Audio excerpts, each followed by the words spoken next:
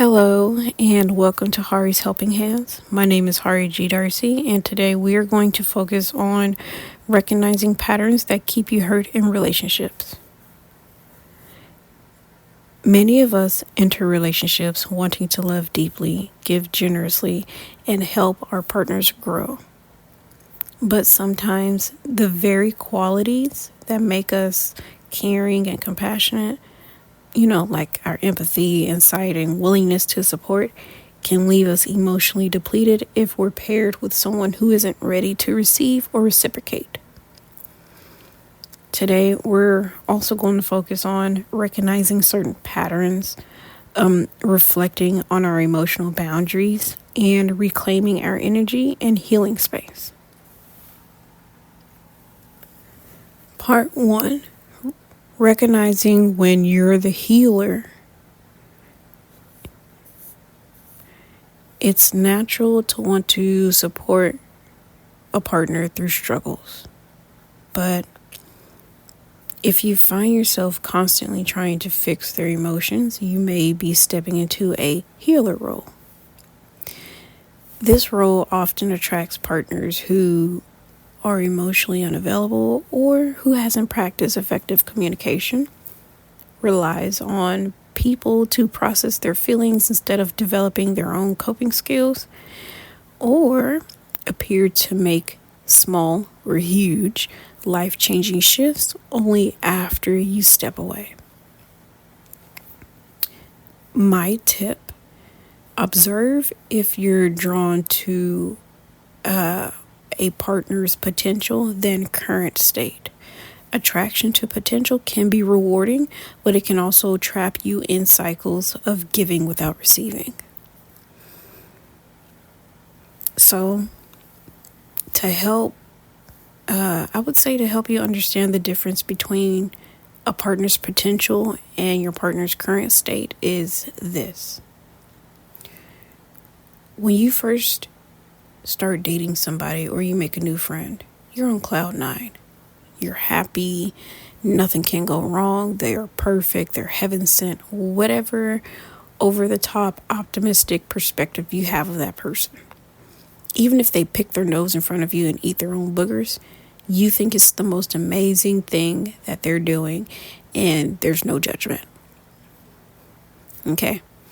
Now, give it some time. As soon as you come down from that cloud 9, as soon as you come back into reality, you're going to see their current state. So them picking their nose in front of you might make your skin cringe. You're going to be like, you're nasty. Oh my God, go wash your hands. Nasty. I ain't judging, but I will be judging if your hands ain't clean. CLEAN. Yeah, let me know if I'm going over the top. But for real though, when you look at a person's potential, you daydream 24/7. You sit here and think that they are the best thing that happened since sliced bread or TV dinners. Okay? But as soon as you allow that potential feeling wear off and you start really paying attention to their current state, that's where the real questions come to light. You begin to notice patterns in relationships. You'll start to discern if they're stronger than ever, or they're getting weaker, or it's just flat out not connecting. Okay? Accepting individual actions sometimes can look like letting go of resentment, blame, and the need to win. Focus on who they are in their current state once the happy-go-lucky feeling fades away. Focus on their current state and really, just make that call for yourself. Make that call for the other person too. If you see this as something that will grow, then grow with it. But if you feel that this is a little too soon for you to pursue, have a heart-to-heart conversation with that person and let them know. If you absolutely know for sure it's not working out, then you already know the answer to that. Cut it loose. Don't give it an excuse. Just cut it loose. Moving on to the next section. Part 2. Understanding the difference between empathy and sympathy in relationships. My personal favorite. I love describing the difference between empathy and sympathy. Anyway, many of us confuse empathy and sympathy in our relationships. It's normal, but there's a difference between the two. Knowing the difference helps us understand and connect with our partner better, like recognizing their needs and wants more quickly. For example, empathy involves recognizing, understanding, and validating someone else's emotions without judgment. It's about stepping into their experience, reflecting their feelings, and showing that you see and hear them. Empathy also creates connection because the other person feels fully acknowledged. So, in a nutshell, when you empathize with someone, you're not just saying, oh, okay, I'm sorry that you feel that way. It's more of, I didn't know you felt that way. The last time that I experienced a similar feeling was A, B, and C. How do you feel now? What do you think might happen next? I just connected with you. I related to your problem or situation through shared experience. And then I asked you a follow-up question. I'm not asking you a follow-up question just to give you an answer. I'm asking you a follow-up question to see where your headspace is so we can sit down and talk about it more, or maybe brainstorm on a possible resolution to the problem. Now, sympathy, by contrast, is feeling pity or sorrow for someone's situation. While well-intended, it often creates emotional distance because the person you're receiving sympathy may feel like the giver is looking down on them rather than with them. Here's a good example. Okay, and yes, we do practice sympathy from time to time. Oh man, I lost my baby 4 years ago and it hurts. I'm still trying to process the emotions behind this grief. Oh, I'm sorry. I hope you feel better. Okay, that's my interpretation of sympathy. You apologize, and you give me some type of hope, but you did not build that connection with me. Sometimes sympathy is okay. Not everybody is comfortable with being vulnerable or expressing their emotions openly. I know I am, but even still, I have a boundary with certain things that I open up publicly and privately. But the biggest thing that would make me upset instantly would be people spoon feeding me sympathy instead of trying to empathize with me, even if the initial issue isn't exactly like mine. For example, I find it easier for me to empathize with people who are going through grief and loss versus people who have gone through domestic violence. Yes, okay, I do have experience of being a survivor, a domestic violence survivor, but I can't relate to that anymore. I can relate to surviving and finding ways to get out, but that also required me walking very heavily on faith and just saying, hey, look, all or nothing. And usually that type of way of thinking triggers when my kids are involved, or I feel like I may not make it home to be that parent. So that's where my mindset shifts. And, if I'm getting hit on, I'll hit you right back. I don't care. We're going to go toe to toe, because I'm not fighting for myself anymore. I'm fighting for my children. I'm fighting to see them, to live, to grow with them. Nothing's going to stop me. Now I transitioned. That season of my life is over. It came to a close. Even if I were to be in a similar situation in that element, I would say I would still find a hard time empathizing with those surviving domestic violence versus those who have gone through grief. I find it very easier for me to empathize with people who are going through grief, especially losing a child, losing a loved one, because now I understand the conversations that we may never have with our loved ones, or that we will never have with our loved ones. It's a toss-up. And for those that are just now joining the journey, I did experience loss. For me, it was a stillbirth. So all those kind of conversations I wanted to have with that child obviously has gone out the window. I can't. He's not here. So when I speak to those, or even just sit there and hold space with those that are going through loss, whether if it's a child, a teenager, a grown-up, an elderly person, heck, a dog, a cat, a bird. That's why I draw the line, because all these other animals, I'm sorry, I might eat you. I might eat you. So if you have a pet rabbit, it's wabbit season. If you have a pet duck, it's duck season. But for real though, if you're going through grief or loss, it's easier for me to hold space for you. It's easier for me to sit there with you. It's easier for me to listen to you.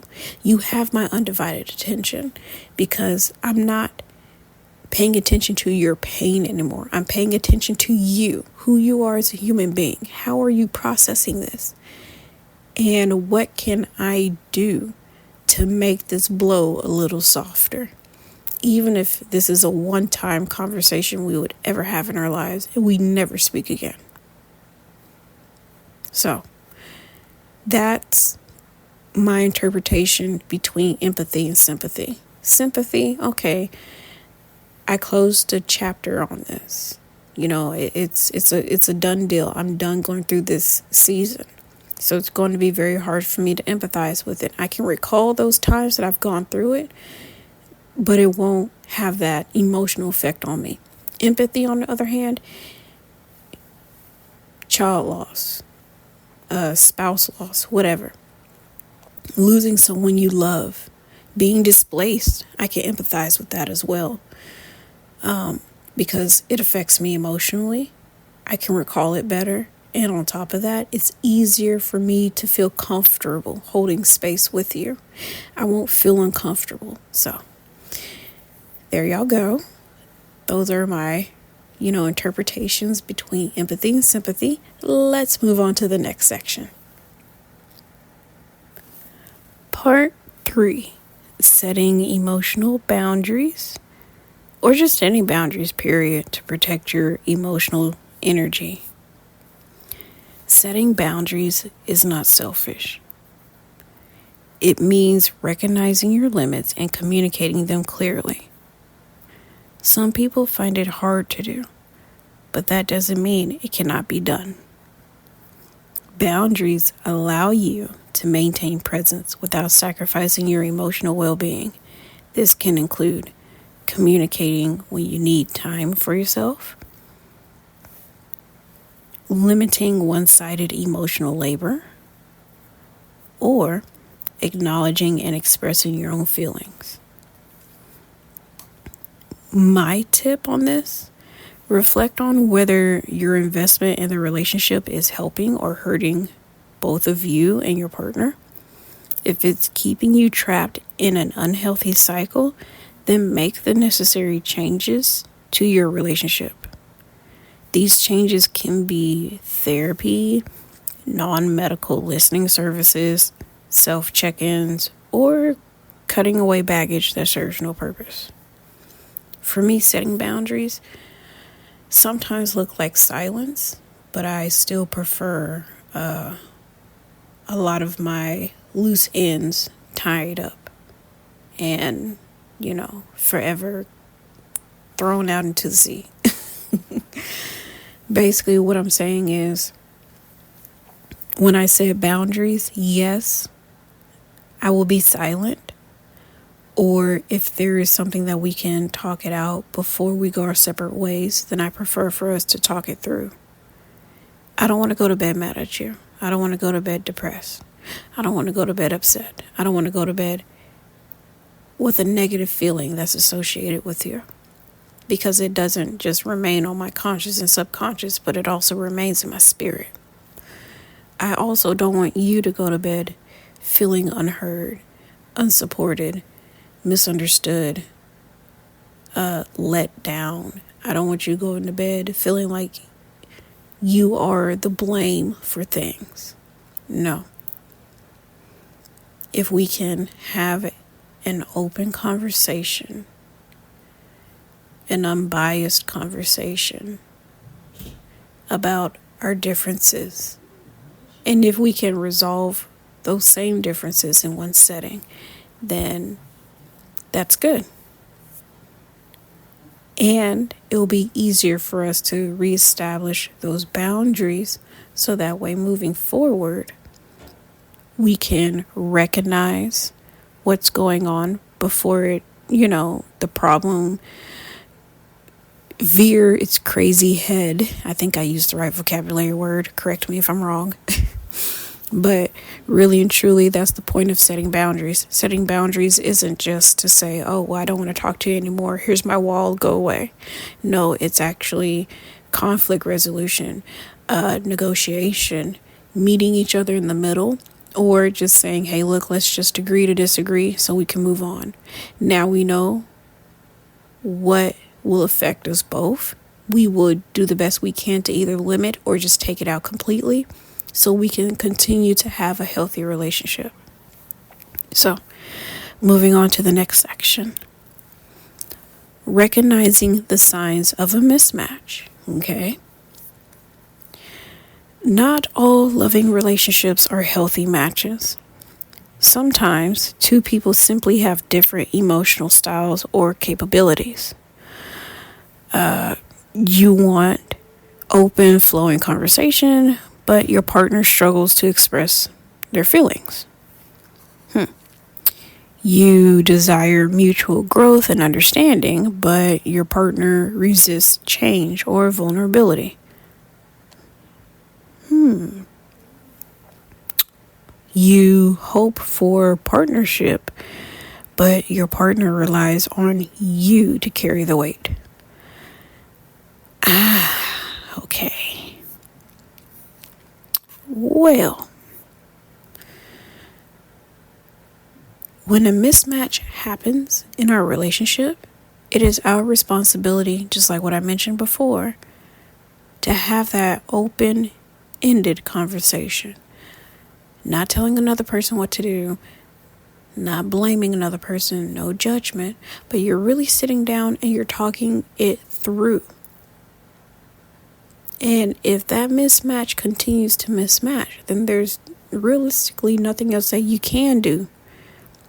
Realistically, you're just going to have to let it fall by the wayside. You're going to have to let it go. You're going to have to move on. So, maybe this might be that message that you needed to hear. Then again, maybe it's something that I have to accept as well. Even though that I'm writing out a lot of this content, that doesn't mean that I practice every bit of piece of advice that I put in here. Some of this information is very new to me too. Well, honestly, I love researching, so yeah.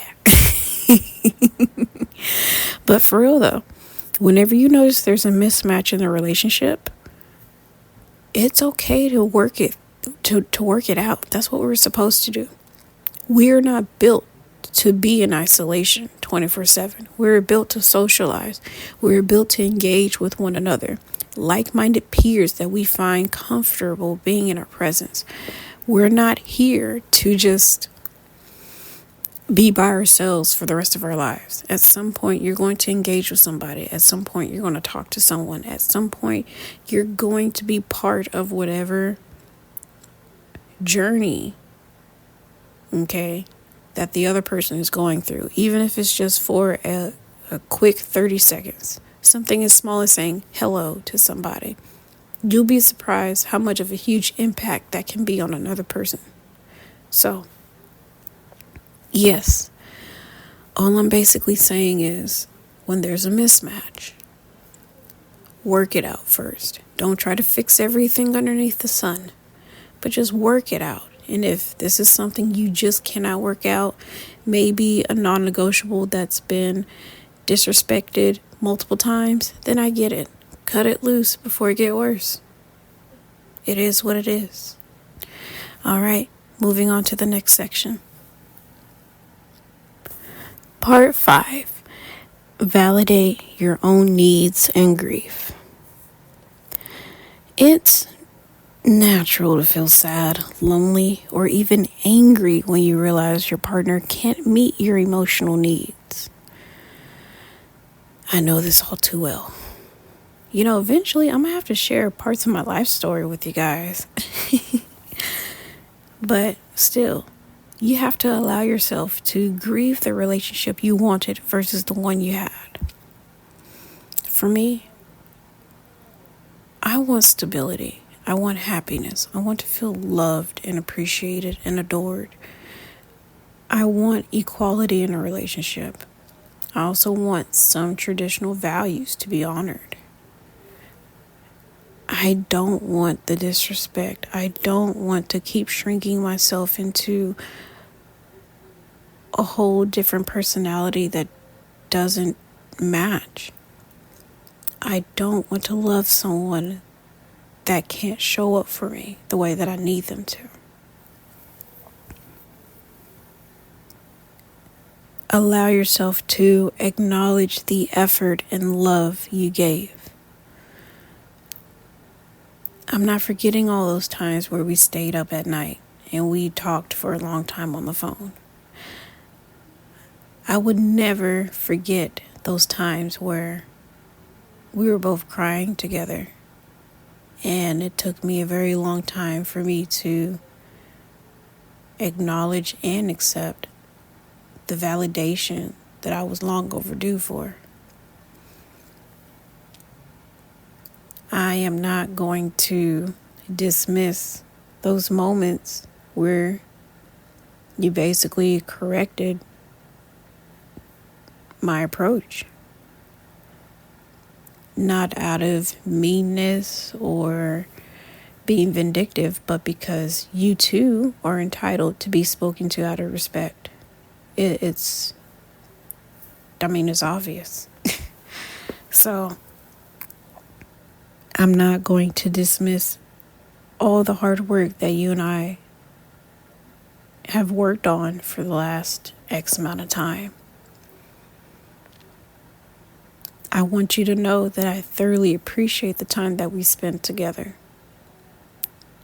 It hurts that we can't keep going, but just know I'm not going to close the door forever. I'm actually still leaving it open for any type of possibilities. Just right now, it hurts. Saying that last part rolls into the third bullet point. Allow yourself to recognize that your self-worth isn't tied to your partner's readiness or eventual happiness. Like I said, my door is open for you and only you. Maybe right now we're not okay. Maybe right now we're perfect for each other, but it's still too soon. I get it. I still need time to heal. I still need time to work on myself. I still need time to forgive and to let go. And it is okay if you need time as well to come into on your own. I totally get it if you need time to forgive yourself, to mature, to let go of whatever that's been holding you down for years. I'm saying this, even though it feels like I'm talking to you personally. I'm saying this to help y'all understand there's different levels of grief. And there's no set way to grieve something that you used to love like crazy.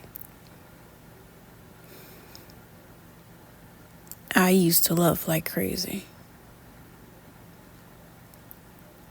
And even still to this day, it feels like I've made a huge mistake in my life by letting this love go.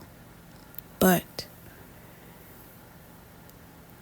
I'm not going to wallow in it for a long time. I'm still going to allow myself to grieve for a little while, but I'm not going to wallow in it for a long time. Because at the end of the day, it was my decision to say, pause. Let's get ourselves right first before we continue this relationship. I see where it's going, and I value you more as a person. And I don't want to hurt you. I also don't want you hurting me. Let's stop while we're ahead. Let's get our little homes in order, and then let's come back again and try this again. So, this section kind of touched my soul differently. I know I wrote this out, a couple of months ago, but going back and reading it aloud and adding it to really and truly just reading it aloud and just adding it to my headspace, it hits differently now, because where I was before when I wrote this, it's different. Now I actually feel the grief. Now I'm actually mourning what could have been. And all I can say is I have to sit down and allow time to heal these wounds. Whatever wounds that I'm constantly reopening or trying to close, I need time to come through and finally stitch me closed. So even with my imperfections, I'm easier to be loved. And maybe, just maybe, we can rebuild that foundation and make it more sturdier than what we tried to make it out to be. For everyone else, my tip for you, journaling, therapy, or supportive friends can help you process grief without internalizing blame. Don't blame yourself for a failing relationship. Feel that pain. Feel that hurt. Feel it loudly. Feel it quietly. Because that's how you feel. That's what you need to do, to feel it. Don't internalize it. Don't blame yourself for it. Sometimes there is nobody but to blame. It is just the timing. It is just circumstances. Maybe it's the environment. Maybe right now we're just not mentally mature. Whatever the case is, don't blame yourself for it. And it's easy for us to blame ourselves for the grief that we're going through, because we want to blame someone or something for the pain that we're going through. But sometimes it is totally fine to just say, hey, I'm not pointing the finger at anyone. I'm not pointing the finger at anything. I'm not even pointing the finger at myself. I'm just going to sit here and let it go through whatever that is trying to go through. So when I am okay again, I am 1,000 times better. I am 1,000 times happier. I am 1,000 times stronger than who I was a week ago, a month ago, a year ago, a decade ago. With that type of healing, or even an eighth of that mindset, I promise you, things will change. But I can't guarantee if it'll change for the better or for the worse. Closing thoughts. Caring for a partner is natural and beautiful, but when it comes at the cost of your own healing, clarity, or joy, it's time to pause. Emotional generosity should be reciprocated, not transactional. Recognizing patterns, setting boundaries, and honoring your needs is not selfish. It is essential to refill your cup so you can continue to enjoy your future, maintain healthier relationships, and improve your overall well-being.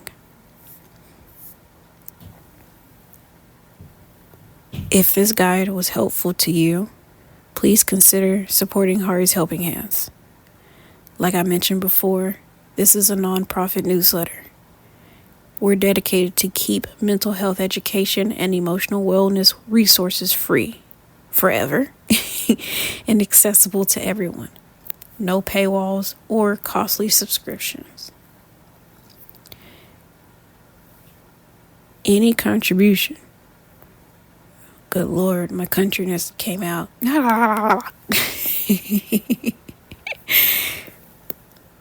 Any type of support that you feel is adequate for Hari's Helping Hands, whether if it's sharing the post, dropping a comment, liking, financial support, whether if you have a spare 50 cents to $1, it doesn't matter.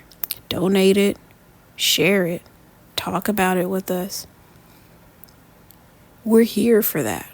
We want to know what y'all like. We want to know what y'all don't like. We want to know what we need to fix and what we don't need to fix.